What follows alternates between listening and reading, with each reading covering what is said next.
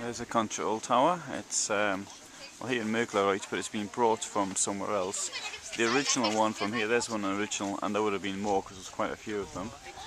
And let's have a look inside. So it's quite thin. I've shown these before actually in other places on the border. I can't film and climb up, so I'm going to have to stop filming. So I'm now up on the top here, and I mean, you wouldn't want to be up to get up there after you've had a few drinks, and it's pretty cold in here as well. I mean, it's pretty cold today, and today is the 2nd of October 2010, Saturday, and here, look, someone was here on the 9th of February 2008, so when that person, Alex, was here, it would have been pretty cold, I imagine. Having said that, it does give a nice view if you're into bird watching or something like that. Personally, if I'd been East German Guard, I'd have been rather running around the countryside with the dogs and an Alsatian. It sounds like a pretty good job to me. But being stuck up here, I wouldn't have fancied that at all. And the crew here, 2 to 4 people. Also on the roof is a searchlight. I suspect that this thing here operates the searchlight. I suspect. And clear field of fire, well, a reasonably clear field of fire, I think. If you saw somebody trying to get out, the first thing you do is you put the light on them and then maybe give them a warning, I don't know. It does seem to have this thing here, which I suspect is a quick release. Well, I don't use too much force, because I might break the thing. But it may be a quick release, but it does look like that. Can't really tell. And the border's down there, clearly visible, and you can see the next tower. One tower to the next, to the next. Trying to man all of this is clearly a nearly 1,500 kilometre border, land border. Huge effort. It's the second largest expense in the DDR's budget.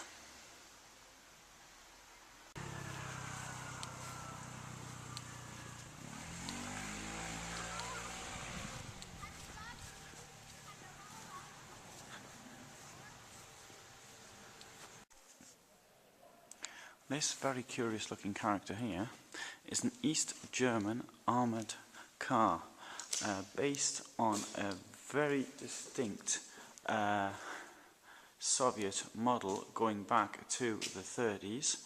I think around 1933. I could be corrected on that, but by this time some improvements have been made on it. But so it's got up to 1 centimetre of armour plate, 5.5 metres long. It's called the VEB armoured car, carrying one Soviet 7.62mm machine gun or one German MG-34, which is 7.92. Take up to 4.4 tons in weight, could be up to, sorry, I'm including the what to go inside, and 72 litre fuel capacity only in petrol, so you wouldn't get very far. I mean, my car's got 50 litre, I mean, there's plenty of cars with 70 litres, but looking around it, it's a very simple design as well. Now, compared to some of the cars that were being used by the armoured cars being used by the Wehrmacht by the end of the Second World War, I think this, if anything, is a slight step in the wrong direction.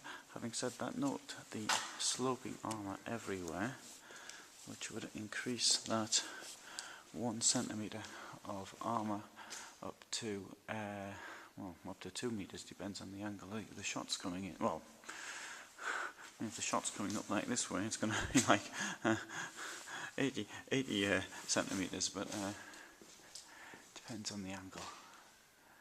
But must have been refuelling all the time. 5 people, carried 5 people. Not difficult to see the application for it. But anyway, it's curious to see. I've certainly never seen one before.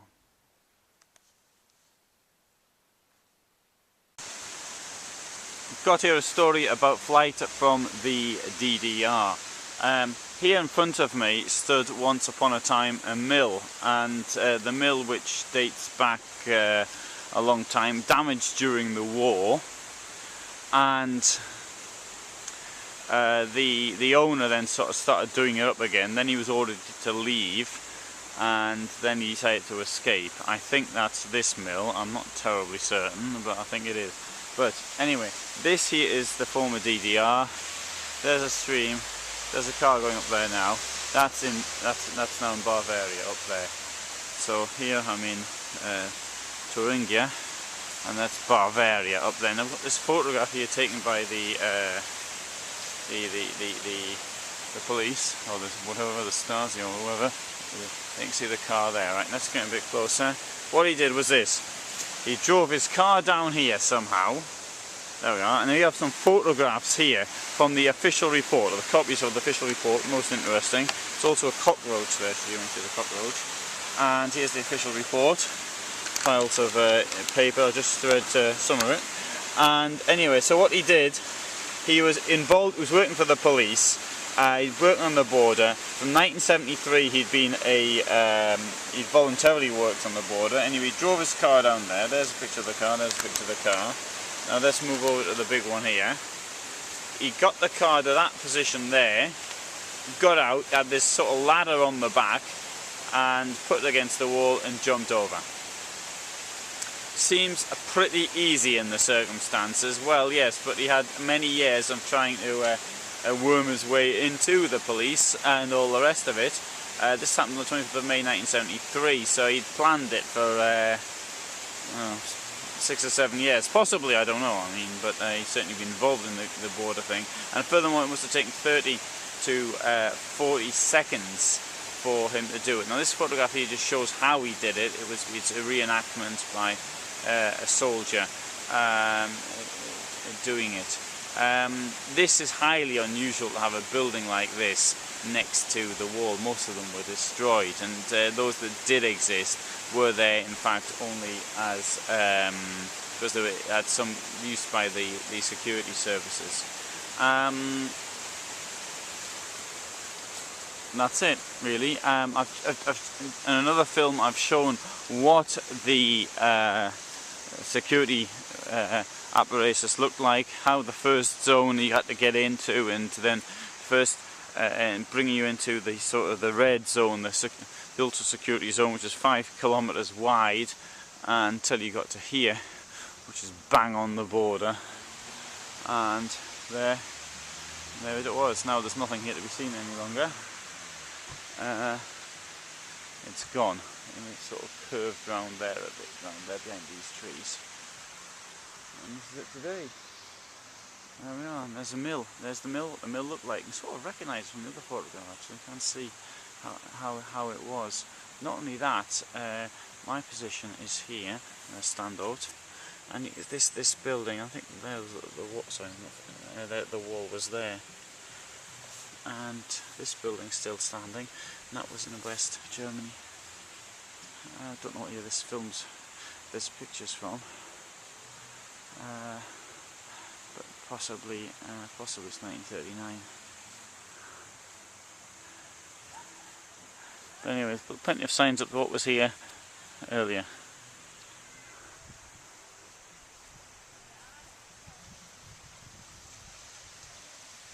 There's a party going to be held tomorrow because it's the 20th anniversary of the unification of Germany. Today's the 2nd of October. Tomorrow's the 3rd of October 2010. Here we have part of the fence before the border wall, the village pond, people still living there. And there where the cars are was the West Germany, and just before, this was the death zone I'm walking through now. Almost was my death, as can be seen. Wall stood here. War memorial's been put up. The Schilling family, 3 dead in 2 wars. 2 Schmidts dead as well in the First World War.